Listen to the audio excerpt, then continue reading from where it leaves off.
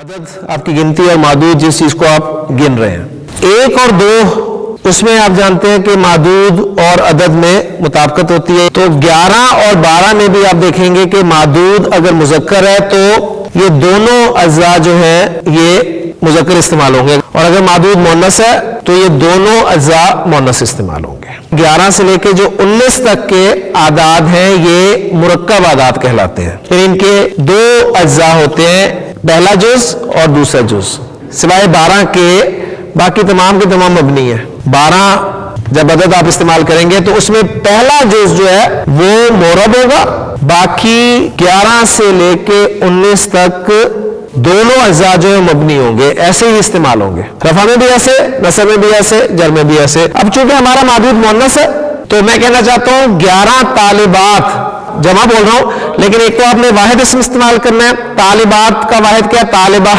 اور طالبہ کی حالت نصب کیا ہے؟ طالبۃن. تو طالبۃن کے طور پر ہم اسے استعمال کریں گے یہاں پر. تو 11 عشرۃ طالبۃن، دونوں اجزاء جو ہیں وہ معدود سے مطابقت رکھ رہے ہیں جنس کے اعتبار سے. یہ بھی مؤنث بولتا کے ساتھ اور یہ بھی مؤنث، اور یہ آ گیا 11 عشرۃ طالبۃن. اچھا 12 کے لیے اگر مؤنث معدود ہے تو اثنتا عشرۃ اور طالبۃن. مذکر جب تھا طالباً تو ہم نے یہاں کیا تھا اثنا عشرہ، دونوں مطابقت رکھتے ہیں معدود کے ساتھ. تو یہاں بھی دیکھیں 12 میں بھی دونوں مطابقت رکھے ہوئے ہیں، لیکن اب گنتی جو ہے 13 سے جب 19 تک چلے گی تو دو اجزاء ہے نا، تو جو دوسرا جزو ہے نا یہ والا، یہ تو اس کے مطابق ہی آئے گا، لیکن جو پہلا جزو ہے وہ مؤنث معدود کے لیے تا کے بغیر استعمال ہوگا. آپ استعمال کریں گے اسے ثلاثہ عشرۃ طالبۃن، یعنی یہ دونوں موافق آپس میں، یہ اگینسٹ. 13 جب طالب علم تھے تو ہم نے کہا تھا ثلاثۃ عشرہ طالباً، دونوں آپس میں مطابق تھے، یہ الگ تھا. تو بالکل اسی طرح یہ دونوں آپس میں مطابق ہیں اور یہ الگ ہے. تو اس لیے گنتی عربی زبانی کہا جاتی ہے، بڑا پیچیدہ ہے.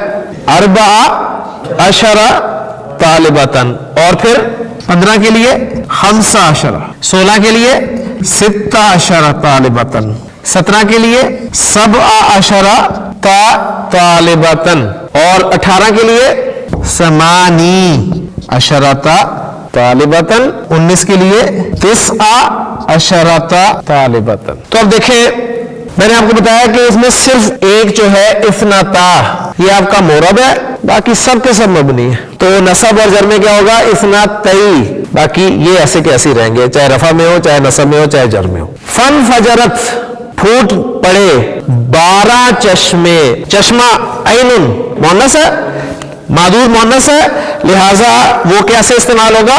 عینن استعمال ہوگا نا، واحد لگے گا، منصوب استعمال ہوگا عینن. اور کون سا استعمال ہوگا؟ فاعل ہے تو حالت رفع میں استعمال ہوگا، تو رفع میں یہ استعمال ہوگا اثنتا عشرۃ.